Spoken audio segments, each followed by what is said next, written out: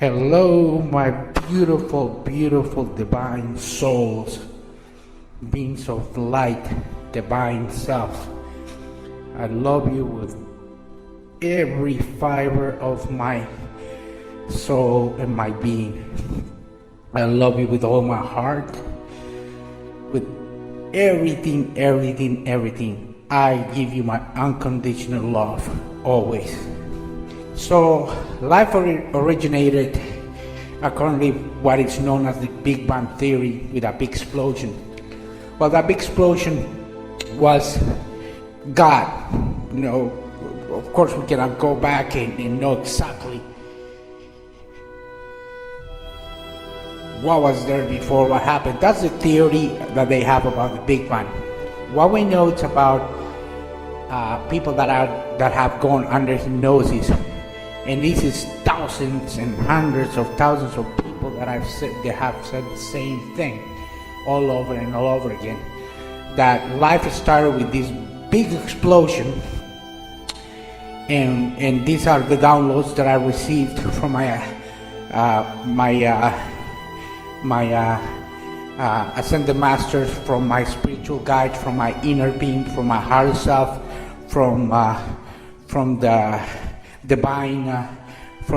divine souls out there, from the angels, archangels, and in different forms and matters that all this information is having shared to me and downloaded to my conscience, my subconscious, to my higher self. And I also seen it. I have conversations back and forth with them, because when you're in that level of meditation and you're sharing this level of awareness, you're able to communicate with these supreme beings up in their higher realms. So that started with this big explosion as we know it, and from this big explosion, it's a big, huge light, because it's not, you cannot even measure that. From this explosion, galaxies were created, all these different life forms and all that stuff. And from this big explosion, these little particles of light that came out, some of them bigger, some of them smaller, different shapes and sizes. So some of them became planets, galaxies,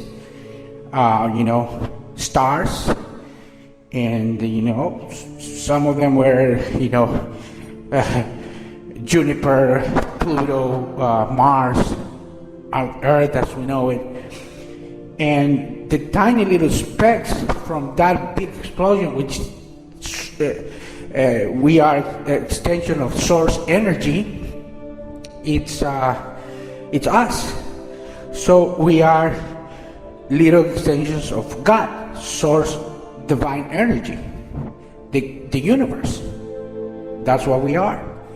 So we're having this human experience that I have already explained in a previous video, but that's us. We're walking, having the human experience in this body, but we are divine souls, extension of divine source energy. We're energy.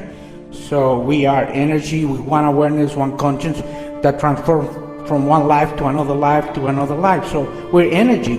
So energy never dies, it just transforms to the different state.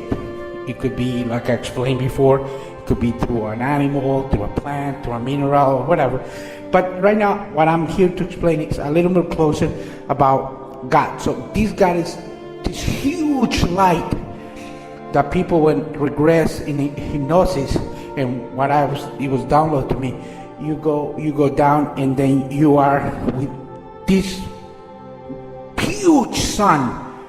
It's millions and trillions and billions bigger than light. It's infinite. All you see is light, and from that light, it's a light that doesn't burn you, because if you are spiritual, divine self, you are in that form, you don't feel anything. The only thing you can feel is the love, and not like you presume you'll feel in the body, like if they pinch you, it will hurt. No, you don't feel pain.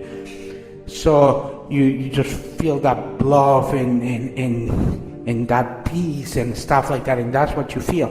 But it's a sun that is immeasurable. It's like when you take a glimpse to the sun from down here from Earth, you see a small sun. If the closer you get to space, the bigger you see it. So from where you are in that height on the realms already, the sun is immeasurable. All you see is pure light. So you can imagine how big God is, the universe, and what it is. So we'll never comprehend in this lifetime as much as knowledge that they download to us. We'll never understand it. The only time you understand is when time ceases to exist on this human existence, and you from the divine soul, this body dies, and you come to the other states of being in the upper realm with the rest of the spiritual masters and stuff like that. And then you get more of the information. Even though when you're there, you know that you're extension of God, divine source energy.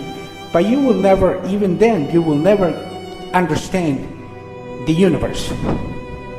Only the universe, God itself, will understand himself. But you will understand a lot of stuff. The little gods that we have, it's like we as the sons and daughters of our parents, we can so much understand the love that they have for us and how they do. But when you at a fairly young age, you never comprehend the knowledge that they have. You think you know, but you don't know. The sooner you get wiser and older and better, you start to realize that they knew more than when you actually knew. So that's a metaphor how probably we can interpret the knowledge of the universe and God. So with that in mind, let me go to a smaller concept of how I can put through you in easier words to understand God. In ancient civilizations like the Mayans or the Incas or the Aymaras or